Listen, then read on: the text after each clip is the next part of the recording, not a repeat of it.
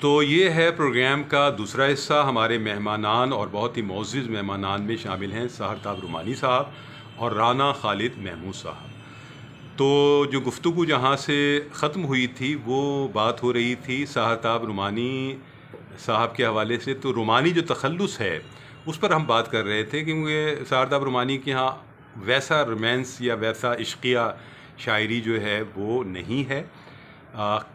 तख्लीक़ी हुस्न अपनी जगह मौजूद होता है उनकी गज़लों में, लेकिन मैं कहना ये चाह रहा हूँ कि ये बहुत मुश्किल बात होती है कि आप एक रोमांटिसिज्म से निकल कर कुछ बालिग़ नज़री के साथ बातें करें, उससे शायरी बनाएं। तो सर भाई, ये जो आपने तखल्लुस रखा था तो वो क्या सोच के रखा था? रोमान तो आपका पहले भी शायरी में नहीं था उस तरह, यानी रोमांटिक शायरी तो आपकी नहीं थी। ज़ात की शायरी, अपने अहद की शायरी, मसाइल थे, तो वो क्यों पसंद आया था आपको रुमानी?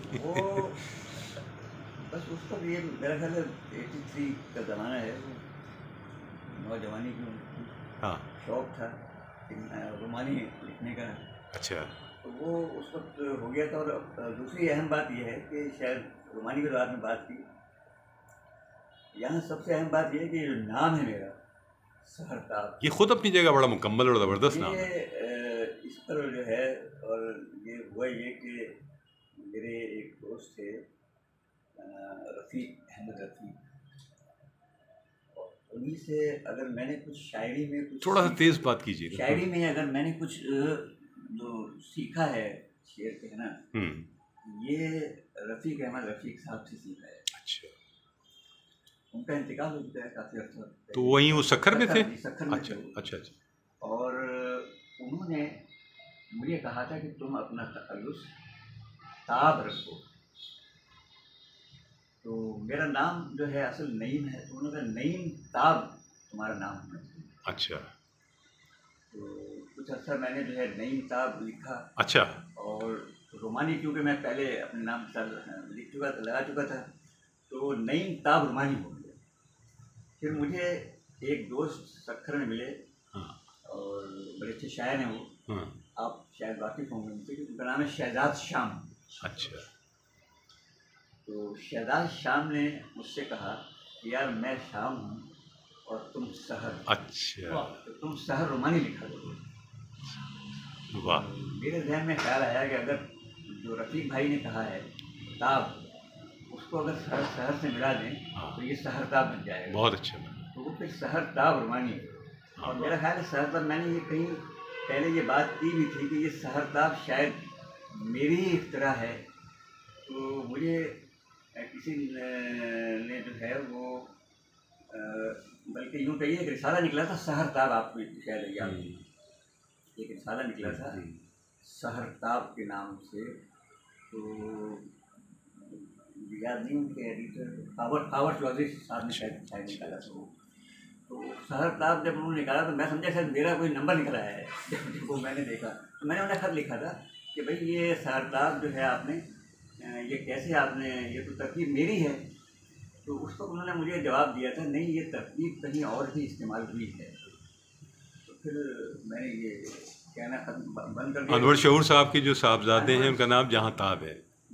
कुछ छूटे हैं आपसे ज़ाहिर, मैं बता रहा हूँ ये तरकीब जो है ताब के साथ यकीनन कहीं ना कहीं, और लेकिन शोरा में तो खैर आपका ये सहरताब की बात कर रहा हूँ, हैं, मैं सहरताब की बात कर रहा हूँ। आलमताब भी हैं, हाँ, या जहाँ मतलब ये है कि लायक़े और साबिक़े मौजूद हैं, लेकिन शायरी में तो खैर आपके नाम के अलावा तो नज़र नहीं आता वो। जी, उस पर शायद मैंने और आपने एक बार, आपको याद होगा कि मैं और आप सफ़र कर रहे थे एक बस में, और हम किसी मुशायरे से आ रहे थे, और उस मुशायरे के इख्तिताम पर जो है वो शबुल भाई ने मुझसे कहा था कि तुम अपने नाम के साथ रुमानी मत लिखा करो, ये सहरताब काफ़ी है।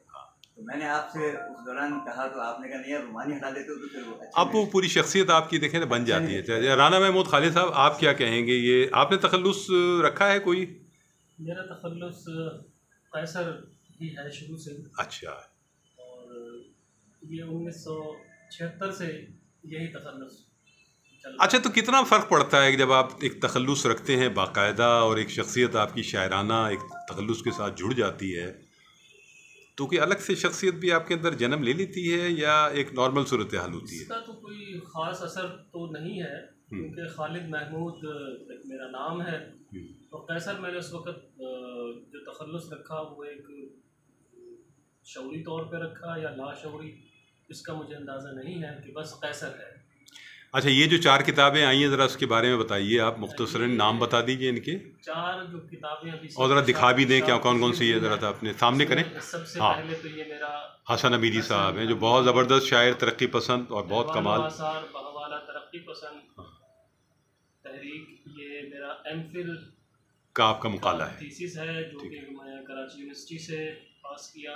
इसके निगरां मेरे उस्ताद मोहतरम डॉक्टर शादाब एहसानी साहब हैं। ज़बरदस्त। ये उनकी अता है। दूसरी बताइए, दूसरी बता दें, मुकम्मल किया। दूसरी जल्दी जल्दी बता दें ताकि चारों क्या किताब। दूसरी जो किताब आई है वो हाँ। मेरी जस्तजू मदीना, ये हम्द नात सलाम मनक़बत पर मुश्तमिल है। ठीक है।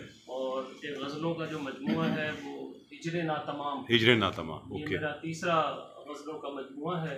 अच्छा, और मज़ामीन की किताब है आगही, ओके।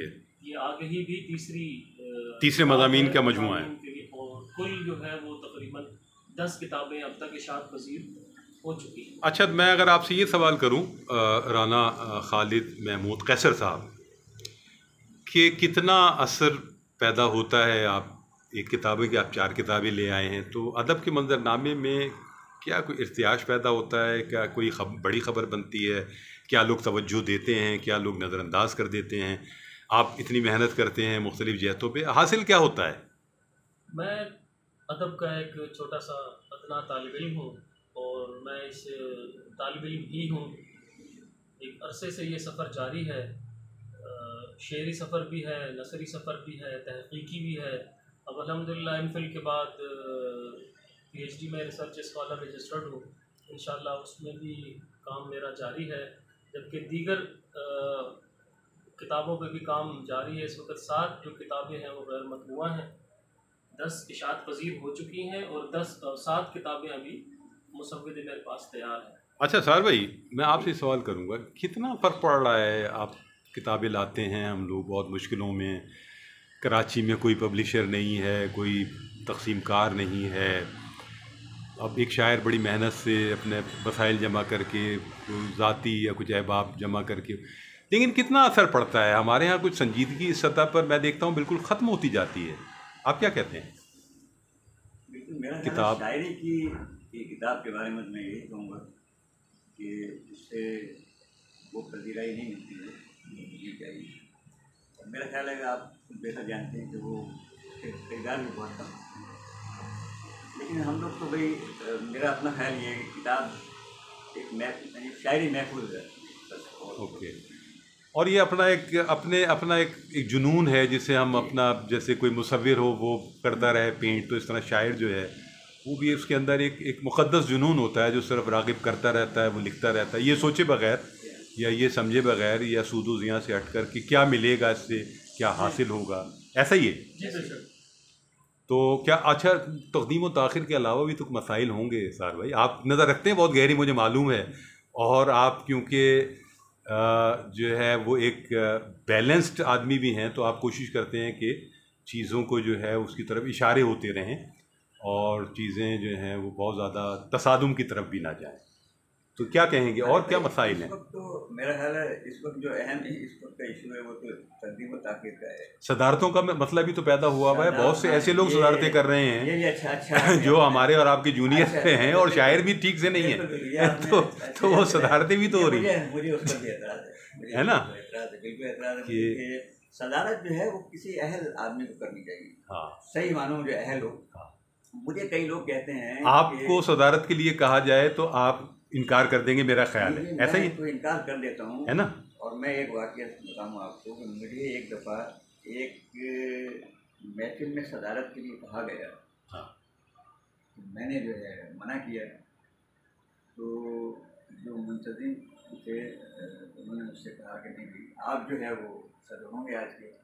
तो मैंने यही कहा, मैंने कहा मैं तो अपने आप को अहल नहीं समझता हूँ। और तो उन्होंने कहा नहीं, तो मैंने कहा देखिए इस वक्त इस महफिल में और बहुत से लोग बैठे हैं, उनको आप सदर बनाइए। तो उसमें से एक साहब जो है वो सदर मुंतखब हो गए, और उन्होंने जो है वो कोई बात नहीं कि वो होना चाहिए नहीं होना चाहिए, जबकि वो जो है, मेरा ख्याल है कि वो सदारत के अहल नहीं थे। उन्होंने कहा कोई बात नहीं। तो जब जो जायज़ हकदार है वो इनकार करेगा अपने हक से, तो फिर तो दूसरे लोग सारे भाई आ जाएंगे ना। मेरे ध्यान में उस वक्त भी ये ख्याल आया कि ये यार मुझे कर लेना चाहिए थी, इसलिए कि कोई ऐसी बात नहीं है। लेकिन मैं ये कहता हूँ कि आप पहले से ये जो है उसका तयन करें कि सदर कौन होगा और उस शख्स को बुलाया जाए, उससे सदारत करें जाए, कोई भी ऐसे हर अहरे गहरे आदमी। सदारत जो है ना वो भी आपको मालूम है एक जुनून है, लोगों को जब सदारतों की लत पड़ जाती है तो वो फिर तलाश करते हैं कि यार सदारत जो है। हमारे बहुत से बुजुर्ग ऐसे जो लोगों को फ़ोन कर करके करते थे, यार नशीस रखो, सदर मुझे रखो।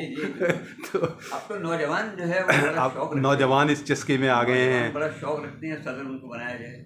अच्छा, जो ऐसे हल्के जो है ऐसे हल्के बन चुके हैं जहाँ बाकायदा वो एक पैसे देकर भी सदारतें हो रही होती हैं। मैं एक बिरयानी की देख पर भी सदारतें होती रही हैं इसी शहर में वगैरह।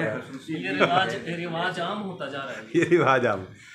अच्छा, आखिरी बात हम मुख्तसरन करेंगे ज़र भाई। बात होती है मुतशायरात पर बहुत ज़्यादा और सभी मज़े लेने की कोशिश करते हैं।